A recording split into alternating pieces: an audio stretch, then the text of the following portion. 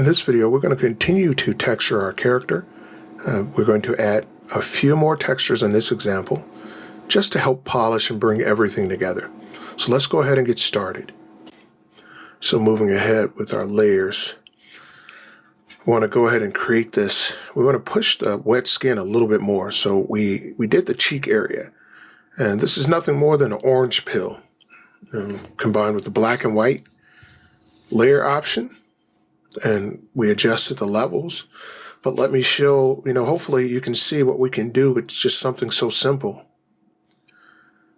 By just laying it down, we're going to use it as just an additional texture. So wait a minute, something's wrong here. There we go. I just cut it out and paused and figured out what was wrong. And I took another orange pill, something with a little more information. And there we go. This is a little better. Here we go. And so it's already making the object interesting, more interesting. And we haven't even gone into the details of it. So you can, after a while, you'll be able to visually see if something is right very quickly by just throwing it down and checking it out, right? So I can tell you that I think this is a much better option than the first orange texture that we used. Right? So simply just an orange pill, but this one is a higher res orange pill that gives me more of those creases. It kind of looks like brain. So we'll go to overlay, our go-to option with the layers, and take it down a little bit. It's still too intense, just enough that I can see it.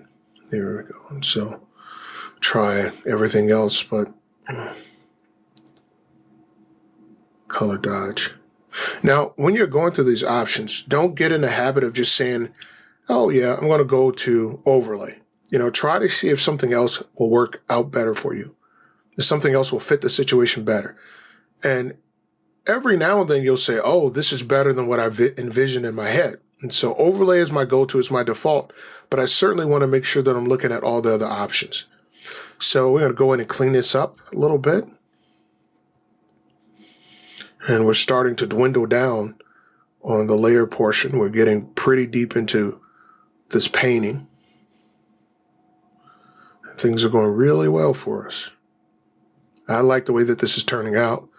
I feel like it's right on path with what I envisioned at the beginning of the project. The colors are very nice. They pop. My character doesn't feel flat at all. He certainly feels like he's, in 3D. So the textures are certainly helping to push. And we're going in the right direction. It's still a little too intense, so I'm going to go in here and clean the grooves out. And what happens then is the top portions of the scaly skin become a little more prominent. So just going through and cleaning that up is just helping me out even more. Now I may turn the layer down some because it still may be a little too intense for me, but this is definitely the right direction. I know that I'm going in the right direction. I may just have to make a couple of adjustments. And we talked earlier about techniques are one thing, but make sure that you use your artistic eye. Visually, does this make sense? Is this a better option? Is this a better choice? Can I improve it? As an artist, you'll find that there's 1,000,001 ways to do the exact same thing. But your artistic eye is what separates you from everyone else. It's what brings your project to life. And you may be working on some other style project, but you can use these exact same techniques and then apply your artistic talent to it or your artistic vision, and you're going to have a much better project. So just going through and just cleaning this up, making sure that the areas that I don't want this texture to cover aren't covered. And this is working out pretty well. It's a little too much here. Take some of this off.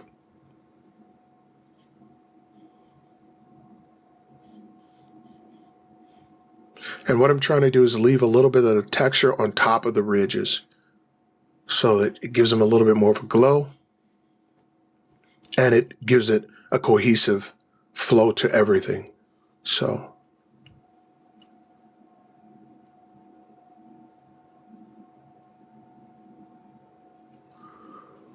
All right, let's go in and clean things off. There we go. This is turning out pretty good. It's going pretty well. So it's just really artistic maintenance, going in and cleaning it up. And I want to bring a little bit of that down to the mouth area. So I just made a copy of the layer. And let's drag it down here. And we talked about this earlier, but making sure what I use in the top, I use in the bottom. So I want to use the exact same texture. I don't have to make many adjustments to it because it's pretty good where it is. So I just want to inverse this and delete the outside. There we go. So we can zoom in now and just focus on the mouth area. So I want to take it from the lip up into the nose harness.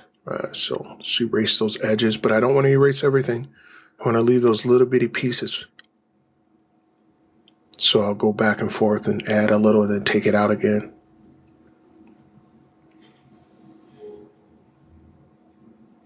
And so when you use your textures right, it'll almost always enhance your original drawing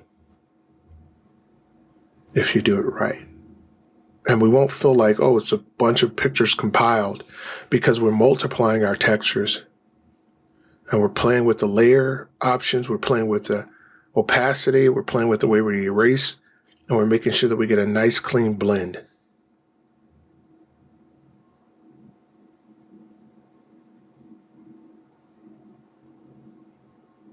So this is working out really well.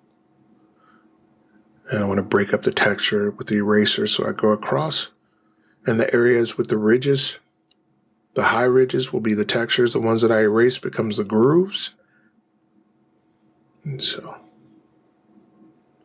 all right, so when we come back in the next video, we're going to go ahead and start to paint our teeth. I have a little bit more polish to do to this area, but it'll be the same thing we're doing here. So in the next lesson, we'll continue to move forward with the painting.